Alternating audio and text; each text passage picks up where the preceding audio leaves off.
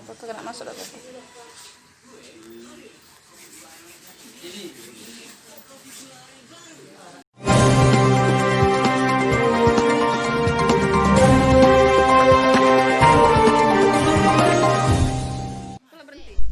Raut kesedihan masih tetap terpancar dari wajah Intan Milenia, warga Jalan Pangeran Ayin, Kompleks Gria Damai, Lorong Kelapa, Kelurahan Kenten, Kecamatan Talang Kelapa, Senin 19 Oktober.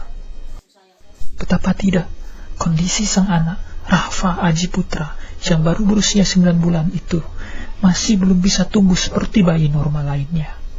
Mengingat kondisi kepalanya yang membesar akibat hidrosepalus, meski telah 1 kali menjalani operasi, namun Rahfa tak mampu menggerakkan badannya lantaran besarnya ukuran kepalanya. Beruntung, Rahfa yang harus tetap menjalankan pengobatan dan juga dilakukan operasi selanjutnya, Senin 19 Oktober 2020, menerima bantuan uang tunai dari Basnas Banyuasin. Bantuan ini sendiri sebagai bentuk kepedulian Basnas Banyuasin terhadap kondisi Rahfa. Terlebih Rahfa berasal dari keluarga yang kurang mampu. Inar Miana, nenek Rahfa mengaku sangat berterima kasih atas banyaknya perhatian kepada cucu semata wayangnya itu. Dengan bantuan yang diberikan, setidaknya akan mampu meringankan biaya pengobatan Rahfa. Alhamdulillah, sejauh ini sudah banyak yang ikut membantu Rahfa. Tentunya kami sangat berterima kasih atas kepedulian dan perhatiannya. Apalagi operasi Rahfa ini tidak bisa sekali, harus berkali-kali dilakukan, kata Inar, ditemui di kediamannya. Intan, ibu kandung Rahfa, menjelaskan jika awal anak pertamanya itu menderita hidrosepalus ketika masih dalam kandungan. Meski telah dilakukan 2 kali ultrasonografi atau USG, dokter menyatakan jika kandungannya tidak bermasalah.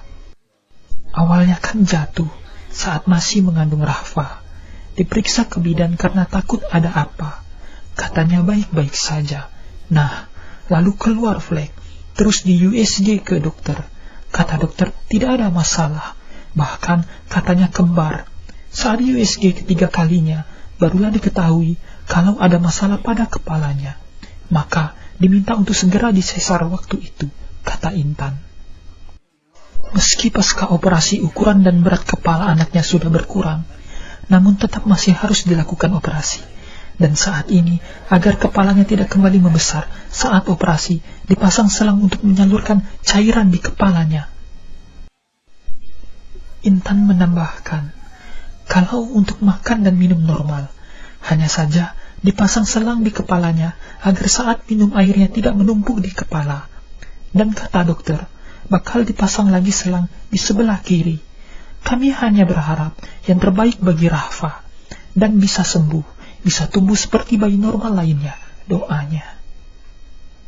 Sementara itu, Lurah Kenten Ahmad Ridwan menyampaikan terima kasih kepada Basnas Banyuasin yang telah membantu Rahfa. Selain itu, pihaknya juga berharap agar ada masyarakat yang bersedia membantu pengobatan Rahfa. Dari kelurahan itu terkumpul dari RT RW, ada donatur sedikit banyaknya.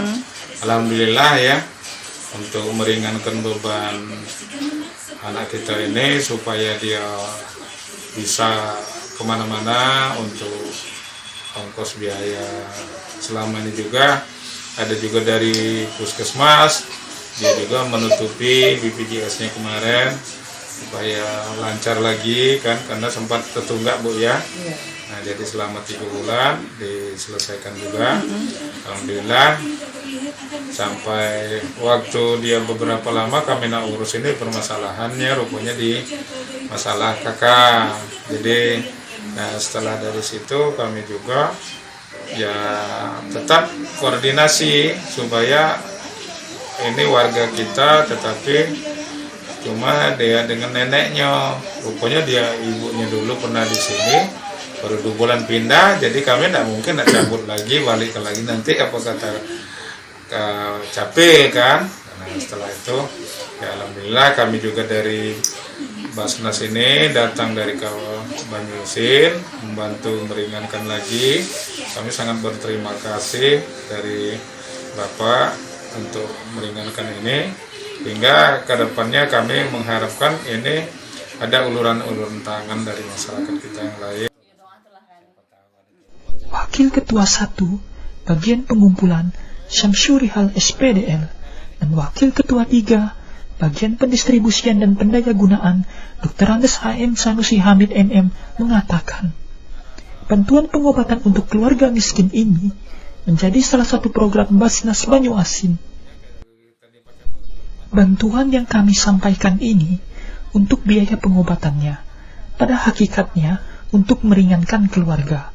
Khusus bantuan kesehatan ini, Basnas Banyuasin ikut membayarkan iuran BPJS Kesehatan si pasien yang kami bayarkan agar proses pengobatannya berjalan. Dan sejauh ini sudah sekitar 140 warga yang BPJS-nya kita bayarkan dengan dana yang dikelola Basnas Banyuasin, imbuhnya. Kami menanggulangi masyarakat yang tak mampu untuk berobat. Jadi kami prinsip seperti itu.